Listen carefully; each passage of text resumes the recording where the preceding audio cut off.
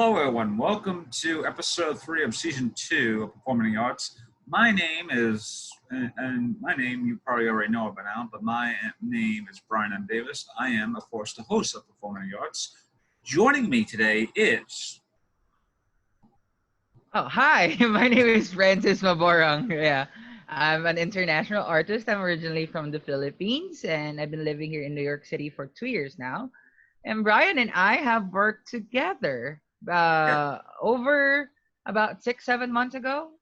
7, 8 months this, ago, rather. It's a Christmas time in the city sketch, right? yep, which With this, feels so long ago. 2019 feels so long. it felt like it was 2, 3 years ago. Yeah, it feels like a whole decade ago. But oh god, yeah. Yes, but yeah, we both worked together in Christmas time in the city. It was a hilarious Christmas. Well, I wouldn't say Christmas theme, but it was a hilarious holiday theme, mostly set after Thanksgiving, but before Christmas. So you have that sort of like uh, holiday spirit, kind of like happening in the city, and of course, when it's in New York City, it's also New York City holiday spirit. So It's a it's very weird. New This York City centric thing because I mean, for those who doesn't know, it's a sketch of New York is directed and produced and written by Joe DiNozzi and Darian De Maria. So we have worked with them for a while, and the Christmas sketch, this year Christmas sketch series rather is actually an exclusive show between alumni of people who have done the show with Joe and Darian in a sketch of New York. So it's like, and it's a new rounds of sketch, and it's hilarious. We can write our own material. Sometimes it tends to be much more absurd and weird, but it's funny. It's so hilarious. It's hilarious. It's also an opportunity for us to work with different people who have done the sketch before. Like between me and Ryan, we never have worked before until a Christmas time in the city, the Christmas Yeah, holiday sketch. yeah, it's odd because the Christmas time in the city sketch essentially is devising workshop or devising itself because you and a bunch of people who you don't know really, you're basically almost creating your own personal stories, that sort of thing, and as actors, we kind of more or less need to do that. Otherwise, the the spirit of theater kind of like doesn't exactly work when all the people who you're working together aren't on the same level as you, or they're not working on the same level as you. But enough of that. So, France, yeah, we could talk about all about stuff like what we've been doing, Oh yes, but that, yes. but that's us.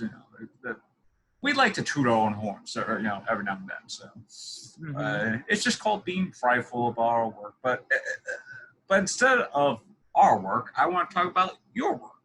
So, so Francis, how did you get into the performing arts, especially since you? I'm not sure how theater is or the entertainment is in the Philippines. Like, how did you get into essentially becoming an actor? And I know you're a singer, so how did you get into all that? Actually, I'm a dancer first. Oh, okay.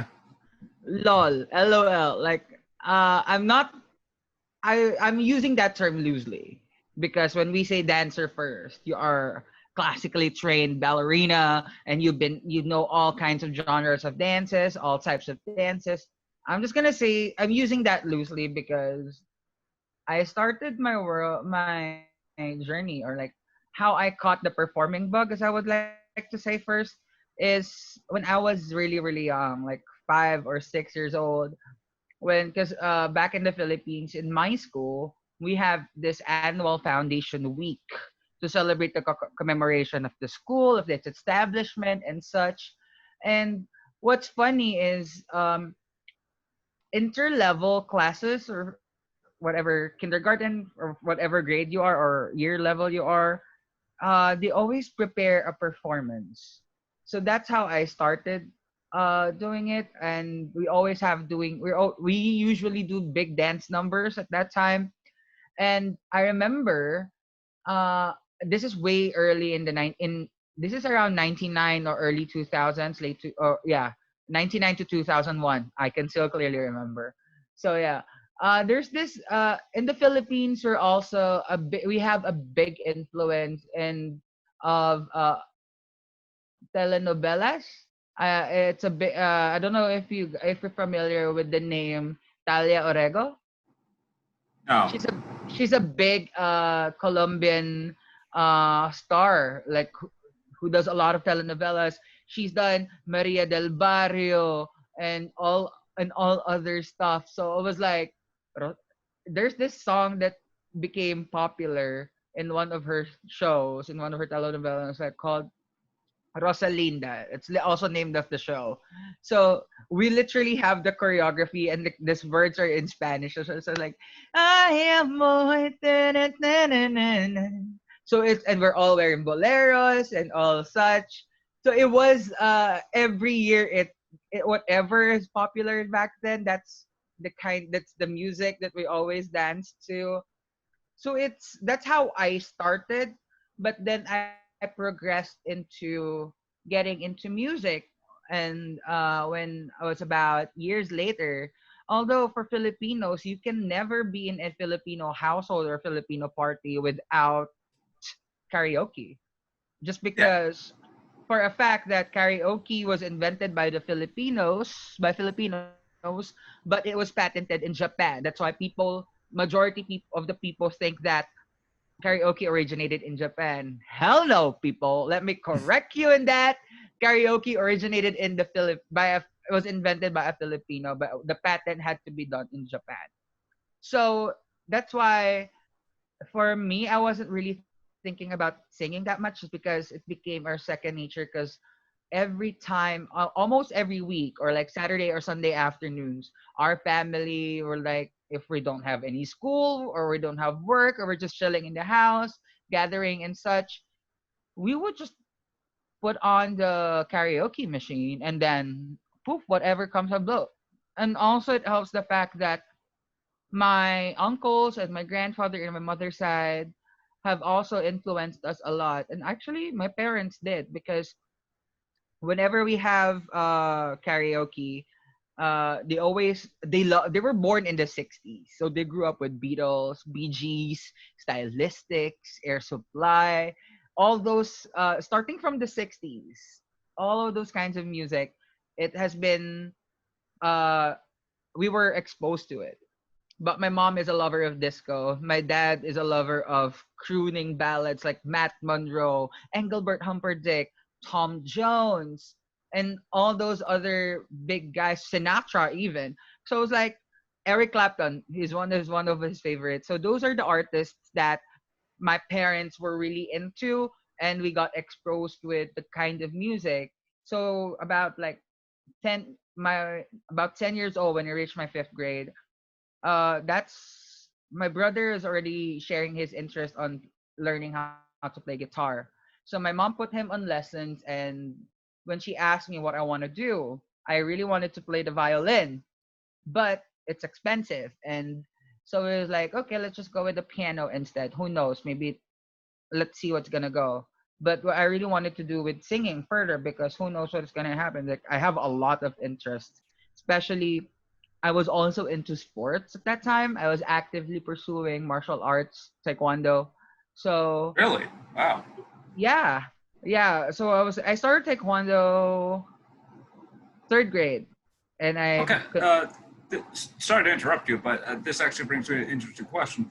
I know dancing is a physical, like, fitness endurance test. So doing something like martial arts of some kind, how does that help you in terms does that help your dexterity a lot more than, especially as a dancer, or does that more help you in terms of just being more physically fit as a dancer, or is it both, or is it just like something a little bit both but also more of another category? Okay, here's the thing. I have to set premise on this one because I was never a trained dancer. I just dance like anyone does Oh, until okay. until like I find my own. I'm starting to get into hip hop, pop, and or starting to expose to different kinds of dances. The difference on my situation is that because for martial arts, I was heavily training, heavily doing it because I'm also a competitor. I was a competitive martial artist for taekwondo. I would say there's a big overlap because they're both very physical things, but they are both different because of how the discipline is, of how both things could overlap with regards of drills, endurance, exercises, and such. But I would say they although there is a big overlap, there's also a big difference. It's 50-50, I would say. But it does help each other out, but not necessarily as everyone would assume. I hope Gotcha. that makes sense. Yeah, it does. Because the way I saw it or was visually, visualizing in my head is like, oh, as a, even if you aren't like a trained dancer or and you just have like a dancing background and you just do dancing for fun or something like that, you still need to do like some sort of like exercises, that sort of thing. Is like you still need to essentially exercise. And for some reason, I know a lot of people who are martial artists. They tend to have like almost a dancing background or something to that effect, where because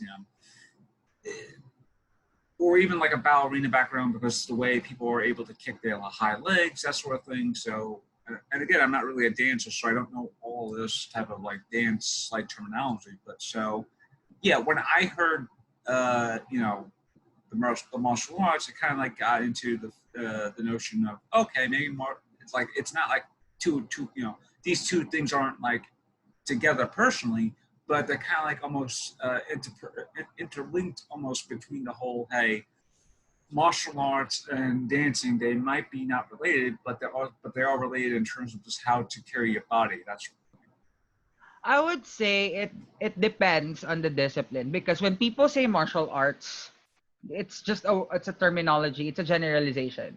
yeah, I always say, okay, you do martial arts, but what type? Because I got trained in taekwondo. I was my primary training, my primary background in martial arts is taekwondo. But people forget there are a lot of different kinds of disciplines of martial arts. We have yeah, taekwondo, we have aikido, we have karate, we have karate do, we have jinkut, uh, jinkut, eh? Jeet Kune Do, we have kendo, we have a lot. akimbo is like like akimbo, which was like It's a I think wielding like two sticks at the same time, or just wielding The like sticks essentially. is different though because sticks is Oh, a okay. different martial arts. It's from the There we sticks is go. from the Philippines. It's called arnis or what everyone is calling in the Western world is Kali. So it's a different. That's why when they say martial arts, I'd rather be specific to it because although both disciplines, both things, martial arts and dance have overlaps and the big overlap with that, like as I was saying earlier, is the conditioning, the training, and on not only how you execute your body because dance has a lot of forms, martial Yeah, arts has a lot of forms. So sometimes for us, because a lot of my friends who are also doing martial arts, because we're so mobile, dancing is becoming like a secondary thing to us, and we can pick up things that can be used. But if you're training if you're actually doing diving into the discipline, they're far different from each other. now I know as an actor, especially you having like again like a martial arts background, depending on like taekwondo, that sort of thing. Have you actually been on like a fight call for a play where it's like, hey, we have a fight, we have a fight in the play, uh, and I know you and another co-star of ours back at Christmas time in City Franco, you and him had essentially quote unquote like fight call on stage, because that was a whole stick on stage. Like a It's like fight yeah, scene, yeah. a fight scene on the stage, but it was a mock fight scene, so it was like very bad fight scene. But I know as a person who has essentially a background uh, in a particular form of martial arts, have you been on like productions where it's like, oh, we have a fight call, and it's like, does like the person, and I'm not sure if this is like as an actor, you kind of like just say, okay, as an actor, I'm this guy, do what I need to do. But if someone decides to do a fight call and they're kind of like doing it wrong, do I need to step in and say, hey, no, this is actually how you do it? Actually, it's going to be a long conversation about talking about martial arts and fight call. Oh, okay. To answer for the first part of your question, yes, I had done a fight call. I have worked with Joe prior to Yeah. doing sketch, and that's normally people. Joe and Darian have worked when they work with someone from sketch. There, if they find them really useful for Renaissance fair, they would refer someone from or recommend the actor from the sketch of New to audition for the Renaissance fair, like what happened to Franco.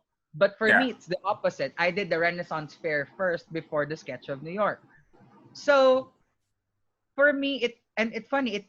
It is my first professional audition since because at the time I was still at AMDA in the conservatory program, and I went there for musical theater. It was my very first professional audition, and then it was my first booking Renaissance fair. Really? When I Amazing. did, yeah, I was like, it rarely happens. Uh, what happened was I went there for the open call because I don't know what Renaissance fair is. I'm from the Philippines. We don't observe Yeah. that. And then, um, okay, they asked us to sing a 16 bars a cappella of whatever song and deliver a monologue. So it's very vague as it is. So for me personally, because I'm still at the conservatory, the training and the influence by the teacher said, okay, you have to know what kind of show is this. This is the Renaissance Fair. So at the time on my end, okay, what should I do? What should I prepare? And funny enough, I almost missed my appointment on that audition. Yes. So because I forgot because oh shit, I have like that morning because it was the end of my third semester. I have 2 week break before my last academic semester and before I graduate. And for the situation, the last for the conservatory program, the last semester, the fourth semester, is always the professional semester. As what I would like Oh, okay. wherein all of the classes are in the evenings. And we have for musical theater, we have two show. Actually, all three programs have two showcases. But Ooh, okay. for the musical theater, we have one drama showcase and one musical. But I was lucky for my end because I have my classes first, and then drama showcase, and then musical showcase. And then all of the classes and rehearsals are moved in the evening. So on the day, your job is to go to auditions, to go to open calls and different auditions and such that. And because for me, I have 2 weeks and I'm an international, there's no sense for me to go back home for two Yeah. weeks. Flights are expensive. So I stayed in my dorm, and as soon as the third semester ends, everyone already left back to their place, to their hometowns, wherever whatever state they are from or whatever city they are from. I stayed there, and it's my very first audition. I was like, as soon as the third semester ends, the next day, I was already auditioning. I was hitting the ground running. Yeah. So it Ren Fair was my first audition. So I was like, okay, I'm not gonna expect anything. I feel so awkward, so insecure, so conscious. It was very my first professional audition, and I was like so scared because I was like, I don't want to fuck it up. Oh, I'm sorry. I know this is Now you unusual, can but curse. okay, I can curse. Yeah. Okay. So yeah, I don't want to like fuck it up an audition like you would whenever it's your first. I don't know if you remember your very first audition. You would like you have that kind of anxiety, Oh, yeah. consciousness, yeah, right? So it's like that was me. So I was like, okay, I'll just do my Shakespeare monologue just because it's a Renaissance, so it's just apt. And then I went for a Yeah. classical song. So I was like, I sang Down by the Sally Gardens, which is a very, very old traditional folk song. Down by the Sally Gardens, my love and I literally botched everything. as every first audition you would fail. But to my surprise, like in that audition, because there's a lot of people, it's an open call. And I was like, okay, I'll just wing it and do whatever. And as I was about to leave, they were asking about my training and my dance experiences because they were also considering me for something else because they're trying to fill different roles and different characters at the Renaissance Fair. And then they asked me to come back the next day for a fight call. Now, here's the difference though. Although I never had a formal stage combat training, Yeah. and this is the discussion that I'm gonna go back to, like on your question earlier about stage combat and martial arts. Yeah. Okay, I did this a callback for I did the stage combat and I did a bunch of callbacks that day for the Renaissance Fair, so it went well, I guess. But the difference is when I actually already got cast and I was already rehearsing for the Renaissance Fair. The difference is because and this has been a discussion between me and Joe Denazzi, our director, and our and different fighters that has been doing stage combat as a career. Martial martial arts is very different than stage Yeah. combat because they, although there's a lot of references in stage combat to martial arts and different fighting styles, I must have to say the one thing that I have to unlearn with, especially coming, of course, because my own experience and my reference is martial arts because I've spent a whole, like a long time in there. I trained competitively, and I was almost I was already like in the national team back in the Philippines, like junior national team rather. So I was like, you know what I'm saying? Like it's a very different. I had to unlearn all Yeah. my martial arts background because even though the moves are the same, the techniques are the same, It's it's more. It's almost more flashier. no, not it's not flashier. I would always say the first thing that I have to really understand about stage combat is safety. Yes. Because as martial artists, when we say we fight, especially in us for taekwondo, we spar. We have to hit no matter what it costs. You have to have a Yes. solid hit, like a big hit, like direct contact hit. So I have to unlearn those and the idea of like how are we gonna make it real? It's not real fighting, duh. So Yeah.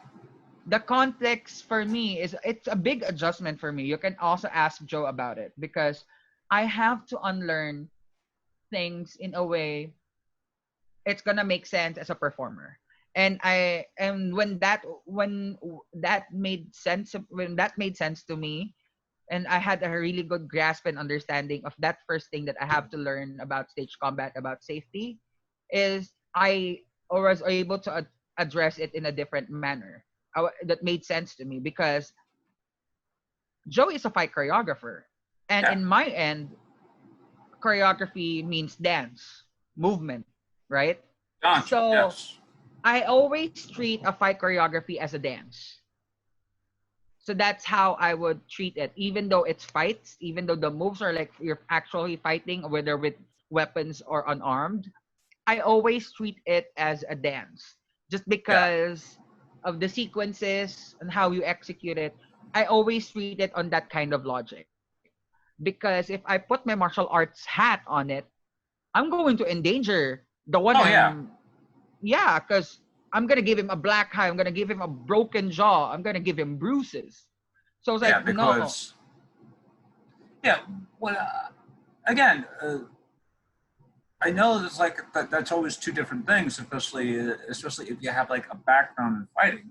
So and it's odd because fight calls on stage, or rather, fake fights on stage. I've seen one that was like pretty realistic. A couple semesters ago at my college, my college theater department put on a production of Sweat, and in Sweat there is a nasty fight inside a bar, and a couple of characters are drunk. Someone gets hit in the ball with a ball is smashed across the head. Someone carries a bat on stage, that sort of thing. And from the audience member perspective, it looks so real, but when you talk to the person afterwards, like, oh yeah, we just like choreographed it a few times, well, not a few times, but we choreographed it like over and over again until it felt like very fluid, that sort of thing. But when you look on a, because it's odd, because when you look on stage and see a fight on stage, it looks so, it looks both fluid but also real enough. But behind the scenes, this is like, okay, this is well choreographed. This is like so choreographed. It's like, this is my 8th time singing today. It is like so choreographed. It's like you kind of get like, you just kind of like get used to seeing that fight on stage. But as an audience member, again, it always looks so real because you don't know where the choreograph starts to come in and where the fight choreographing starts to come in, because it kind of like blurs the lines between how to actually choreograph it on stage. So yeah, I think it's also the job of the actor to make it real. It's the yeah, job of the choreographer to make it sensible and to make the fight look to actually design and choreograph the fight. But it's the job of the actors to break the fourth wall, to break the barrier, and make them believe that this is and to actually allow these audience members to know, to see that, okay, this is an act of violence, that this is actually a fight, not just an implied fight. That how are we going to make it real? That's yeah, why. And also I think this uh, for those people, people, some of your viewers might correct me on this, and I would encourage you to correct if I say something wrong. I think it's also important for a fight director and an intimacy director or coach to actually work hand in hand, whether or not it is violence or stage fight, just yeah, because of, not only it would show and it would further highlight the effectivity of this exact choreography or this exact moment in the show, it would also protect the actors right now, because people forget that fight scenes are not just fight scenes. There are also intimate moments that they have to carefully look in order to for everyone to make it, to create a safe environment, even though we're projecting violence, right? And I've had a conversation about this a lot of about martial arts and stage combat with someone that I have worked with in the Renaissance Fair, who is also our sergeant at arms, as I would like to call him, and he's also a big fight guy, and he is also into stage combat, and he's also a member of SAFD, which is like an association of fight directors. And um in dovetailing on what's happening about the BLM, and also what's happening in the industry start since COVID. There's a lot of different kinds of talks happened, especially the height of the Black Lives Matter happening of like a few months ago, and it is still happening, guys. yeah. So just a reminder, Black Lives still matters and it's still happening. We Um just quick side note though, we just had a small march just like down the block, like almost like what, 2 hours ago or so. oh yeah, I saw one again in Harlem as well earlier on my way back So here. so So yeah, yeah, I, even though it's like past July 4th and the fireworks have thankfully stopped. oh god, yes. Yes, that was another thing. Is like in my last recording of my show, there was like fireworks that were just popping off. So that's probably the reason why I took like a little break from like recording this show, because during a summertime like this, so much fireworks that were going off during it. So it was kind of like There was almost. even a time I remember, like before 4th of July, like at 5 a.m. I'm hearing rounds of fireworks, and that I woke up out of the blue because I seriously thought they were gunshots. Yeah, it gets to a point where it's like you just don't know if it is fireworks or. Actual guns. Yeah, essentially. So But yeah, yeah, going back. going back to your original thing. Yeah. So in height of that, because if you're gonna say Renaissance, right? It's very a white based show. right? And Yes. there's not much representation with regards of people of color. And now there's a new term that has been coined, which is the BIPOC, the Black, Indigenous, and People of Color, to make it more of a collective and more inclusive. Uh, I remember there was his post of his, because as a stage director and as an actor himself, he was talking about some stuff on referencing on how are we going about the fight community, stage fight community or stage combat community, about the discussions going around referencing different whitewashing a lot of references with regards of fighting styles. And he also kind of enumerated a lot of stuff, and he also mentioned about martial arts, and basically he was just going on about how Americans are whitewashing everything.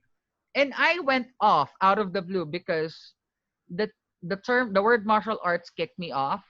Here's why. Um, I went to, because I miss martial arts. I haven't done it Yeah. in a while. So I went to like I went to search for a training center or a club, a taekwondo club or a training center, or everyone calls it here dojo.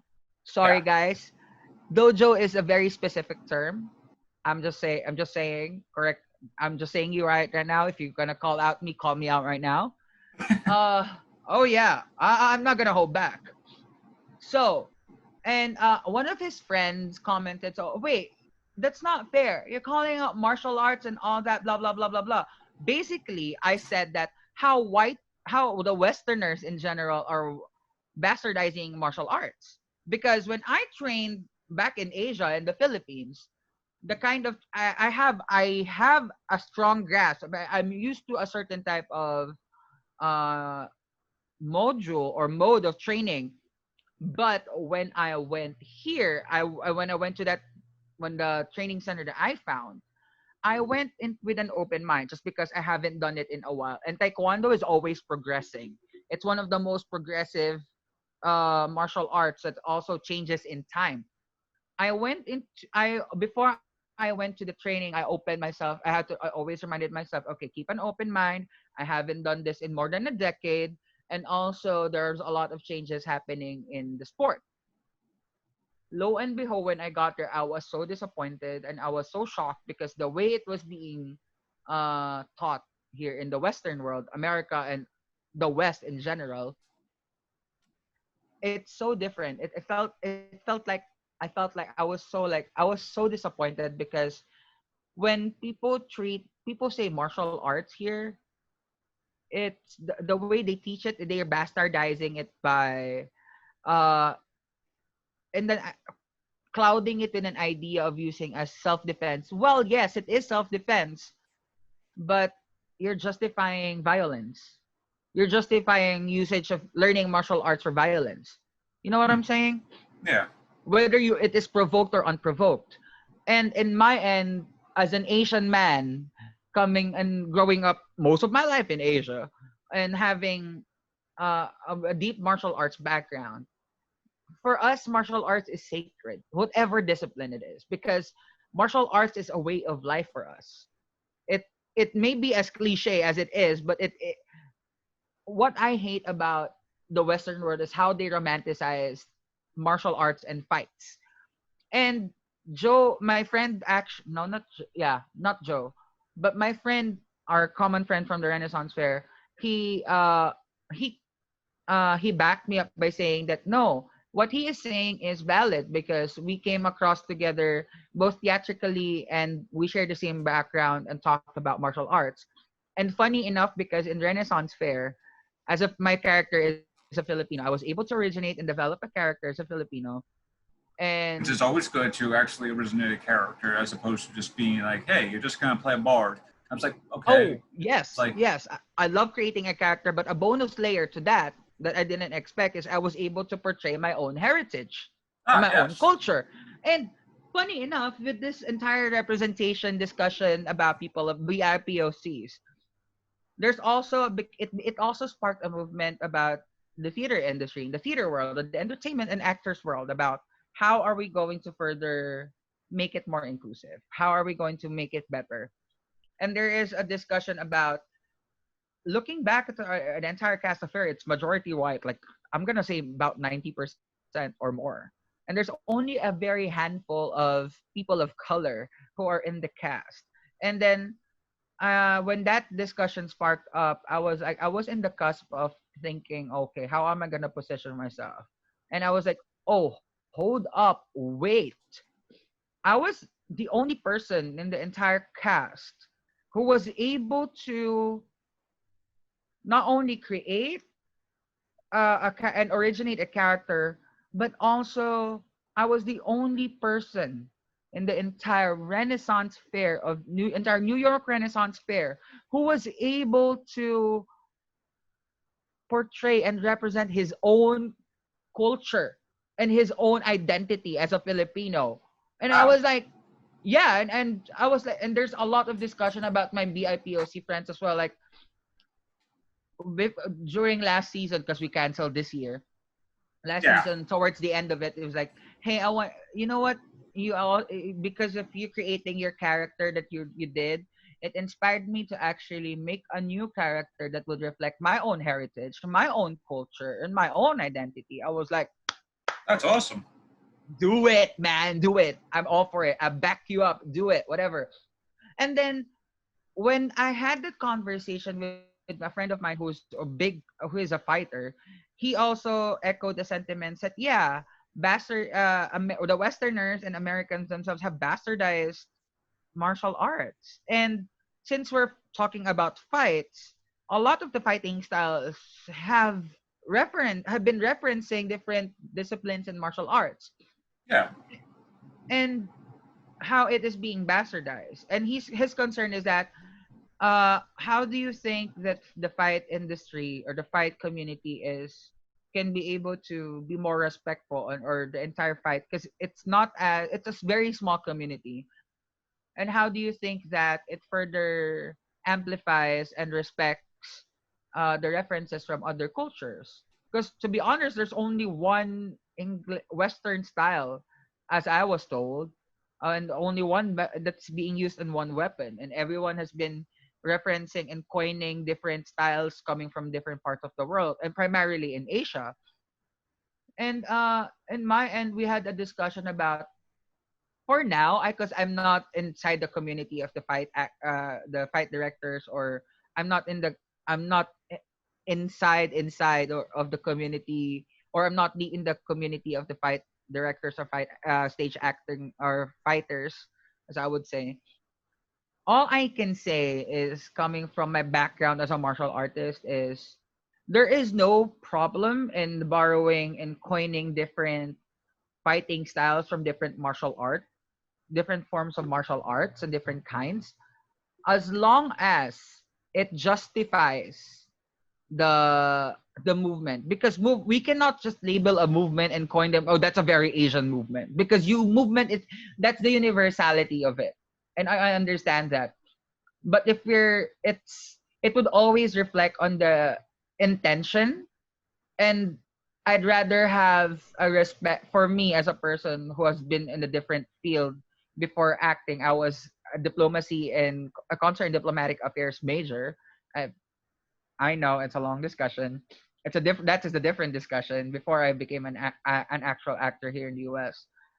Uh, Which I will get back to, because Pin it this down and then we'll talk about it later. Yes. yeah because I know this whole discussion about martial arts, it kind of like got lost distraction. I'm not sure. This may be fully unedited, but because what you did have said uh, actually brings a lot of interesting points. Is that people who do fight calls on stage, that sort of thing, it does take a lot of dedication, especially if you are someone who has like fighting background, such as yourself. So, because if you don't want to blend those two styles together, you have to remember, as an actor, you have to fight as an actor. So you have to really play fight. And I remember having a fight, not fight call. Did you take Uh, one of Joe's fighting no, no, no, no, classes? no. Years ago, in one of my old community colleges, one of my acting classes actually had a stage combat class for like maybe Mm-hmm. one of the classes. So I learned how to essentially fake punching on stage. Of like, oh, you go like this, and then you slap your thigh as to Yeah. make it sound like you punch someone, or just like, A nap. Yeah. But but always do it to make it look like you're not hitting yourself like on purpose. You always got to do it very sly, almost like, it's like almost like no one notices that. And to me, fight choreography on stage has always been an interesting thing. And I probably should get Joe on the show, but I'm pretty sure. Joe is the best person to talk that you can easily reach just because he's in our Yeah, circle, yeah. and because he's But also a stage fight director. He's done he choreographed the stage fight in Be More Chill, and yeah, also he the girl in the northern country that it closed before it even opened just because of COVID. Yeah, he's the best person to talk to about that. yeah. All right. So instead, all right. I'm sorry, but we have to. We're running out of time. Moving, yeah. Yeah, moving on from martial arts. I know that was a long. It is. Just because it's quite a sensitive thing as well right now because even though with the spark of the what I was saying earlier in the But you spark of did the bring up black. some good value points uh, over your discussion, especially about uh, BIPOC casting, Yes, or I know I'm probably the mispronouncing the black, name. indigenous, and people of color. Yeah, The that's now a more inclusive term that's being widely used. I know for the most part, my college actually was trying to. Uh, the theater department, according to a lot of the stuff with my theater department friends, they said that they weren't really hiring essentially people of color, directors, that sort of thing. So they were mostly just sticking towards like white directors, that sort of thing. Mostly toward and mostly hire. And when they had to hire outside, it didn't really hire outside in terms of Actually, Uh, I'm gonna dovetail you on that one because that's is in it gives a good depth because your educational background in theater and performing arts is from a community college, and I was watching one of your interviews talking about the difference between coming from a public university yeah, compared to the a private institution.